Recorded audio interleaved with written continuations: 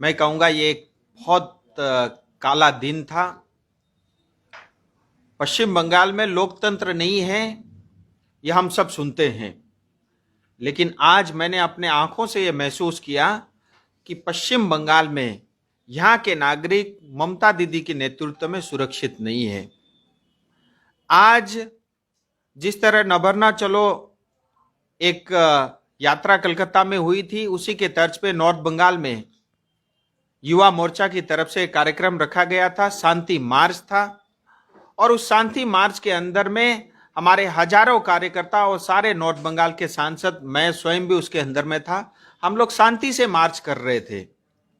और शांति से यहाँ पे जो मिनी सेक्रेटरीट बना रखा है वहां तक की हमारी यात्रा थी और हम शांति से सड़क पे यात्रा कर रहे थे। एकाएक पश्चिम बंगाल में टीएमसी के गुंडे और उनके पुलिस हमारे कार्यकर्ताओं पे उन्होंने हमला किया और पुलिस द्वारा आंसू गैस के गोले छोड़े गए, पानी से उनको बहुत जो है बुरी तरह जख्मी कर दिया गया। और इतना ही नहीं, इसके बाद जो है बड़ी क्रूरता से पुलिस ने अपना व्यवहार दिखाया है, जो कि लोकतंत्र में ठीक नहीं है। और मैं आपके माध्यम से कहना चाहता हूं, जो काम दुर्व्यवहार आज पुलिस ने किया है उनके ऊपर भी कार्रवाई होनी चाहिए। आपको क्या लगता है ये बंगाल में 350 सीट लड़ना चाहिए? मैं उसके पक्ष में हूं, बिल्कुल। मैं बार बार ये बात कहता हूं, पश्चिम बंगाल में लोकतंत्र खतरे में है, लेकिन पश्चिम बंगाल की जनता भी खतरे में है। और आज भारत देश के अंदर में पश्चिम बंगाल खतरे में है, तो भारत देश के नागरिक का, भारत की सरकार का, हम सब का यह दायित्व तो बनता है कि हम अपनी नागरिक की सुरक्षा को सुनिश्चित करें।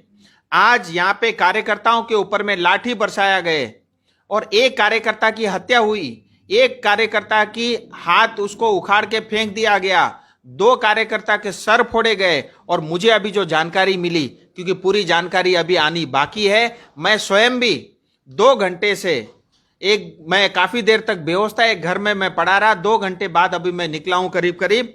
लेकिन मैं आपके माध्यम से कहना चाहता हूं कि ये बहुत ही काला अध्याय आज पश्चिम बंगाल में लिखा गया है। और हमारे 40 से ज्यादा कार्यकर्ता अग्रेशन अस्पताल में एडमिट है, 6 मेडिकल कॉलेज में एडमिट है, 2 सिलीगुड़ी अस्पताल के अंदर में एडमिट है और सैकड़ों लोग को पुलिस पकड़ के ले गई है। इतना ही नहीं, उनके ऊपर में मारपीट, उनके साथ हाथापाई भी हो रही है। और एक की डेथ हुई है, मृत्यु हुई है। और ये सारी जिम्मेदारी पुलिस की है।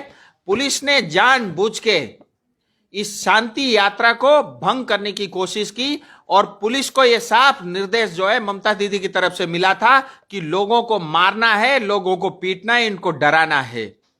इसके अलावा जो जिनके घर पे मैं था, जिस गांव में मैं अभी हूं, यहां पे हर एक घर पे लोग आतंकित हैं।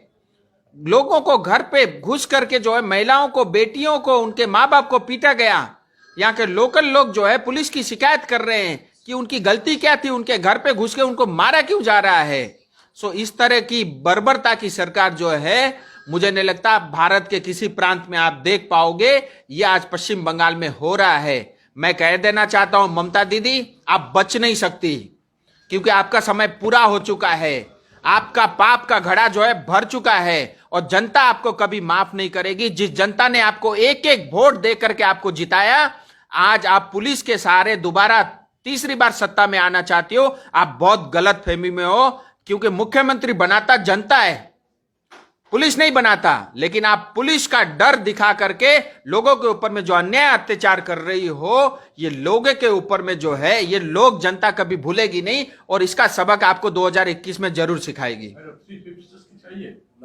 मैं बता रहा हूं, लोकतंत्र खतरे में है, संविधान खतरे में है, यहाँ की जनता खतरे में है। मैं हमारे गवर्नर साहब से रिक्वेस्ट करता हूं, आपके माध्यम से गृह मंत्री से, आपके माध्यम से प्रधानमंत्री से, मैं राष्ट्रपति जी से आह्वान करता हूं, बंगाल को बचाना होगा। क्योंकि बहुत ही नाजुक स्थिति में बंगाल पहुंच चुका है। यहाँ law and order out of control है। यहाँ पे संविधान के हिसाब से कुछ नहीं हो रहा है, डेमोक्रेसी का पालन नहीं होता। पीस मार्च कोई भी पॉलिटिकल पार्टी नहीं निकाल सकती। तानाशाह की सरकार चल रही है। ममता दीदी जिसको चाहे उसको मरवा देती है, जिसको पीटना चाहे वो पिटवा देती है। जनता त्रस्त है। समय आ गया पश्चिम बंगाल को बचाने का। मुझे लगता है राष्ट्रपति शासन ही अब पश्चिम बंगाल को बचा सकता है। आज कार्यक्रम रहा, क्या वो सफल मानते हैं इसे? देखिए, कार्यक्रम सफल या असफल के लिए नहीं था। ये कार्यक्रम था युवा मोर्चा की तरफ से यहां की जो तानाशाह की सरकार है उसके आंखें खोलने का, कि यहां पे जो मिनी सेक्रेटेरिएट बना रखा है 20 डिपार्टमेंट होने चाहिए और ऑफिशियली वहां पे सिर्फ 3 डिपार्टमेंट काम करते हैं। वो 3 डिपार्टमेंट भी, एक सीएम का ऑफिस है, दूसरा नॉर्थ बंगाल डेवलपमेंट डिपार्टमेंट है, तीसरा जो है पेंशन स्कीम की, ऐसे 3 डिपार्टमेंट चलते हैं और तीनों डिपार्टमेंट में यहां पे सिर्फ कट मनी लिया जाता है और कोई सुविधा नहीं है।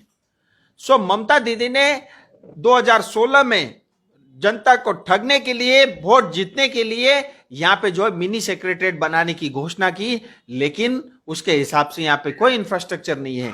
यहां के सारे अफसर जो है, जितने भी यहां के आईएएस वगैरह यहां पे जिनकी पोस्टिंग हुई थी, उनको ऐसे ही निकाल दिया जाता है। यहां आईएएस, आईपीएस, पुलिस, ऐसा लगता है जैसे वो प्रशासन न हो करके वो टीएमसी के जो है अपने कैडर हैं। जिस तरह से अपने कार्यकर्ताओं का ट्रांसफर पोस्टिंग हो जाता है, उसी तरह से यहाँ के पुलिस और प्रशासन का ट्रांसफर पोस्टिंग हो जाता है। यहाँ के गवर्नर से अगर डिस्ट्रिक्ट मजिस्ट्रेट मिल ले तो रातों रात उसकी पोस्टिंग हो जाती है। ऐसी अवस्था में आज पश्चिम बंगाल है। बड़े दुख के साथ मुझे यह कहना पड़ रहा है। सांसद जी, इस झड़प में पुलिस के कुछ अधिकारी भी घायल हुए हैं, क्या कहेंगे?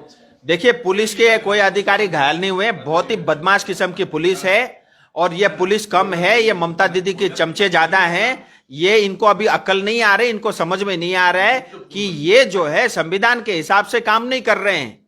अपना जो सर्विस कोड ऑफ कंडक्ट है उसके हिसाब से ये काम नहीं कर रहे हैं। ये ममता दीदी को रानी समझ करके काम कर रहे हैं। 2021 के बाद ये लोग दुख पाएंगे।